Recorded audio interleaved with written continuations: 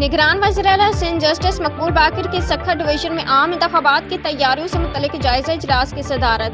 نگران وزیر اطلاعات محمد احمد شاہ بھی اجلاس میں شریک ہیں۔ کمشنر سکھر کی جانب سے نگران وزیراعلیٰ سندھ کو بریفنگ۔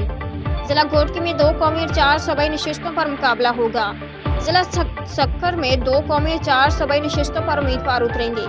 ضلع گھوٹکی میں 3 قومی اور 6 صوبائی نشستوں پر انتخابات ہوں گے۔ سکھر ڈویژن میں مجموعی طور پر 30,40,256 رجسٹرڈ ووٹرز ہیں۔ گھوٹکی میں 8,56,987، سکھر 8,23,444 اور خیرپور 13,59,825 رجسٹرڈ ووٹرز ہیں۔ سکھر ڈویژن میں کل 2,277 پولنگ اسٹیشنز قائم کیے گئے ہیں۔ گھوٹکی میں 728، سکھر میں 643 اور خیرپور میں 906 پولنگ اسٹیشنز ہیں۔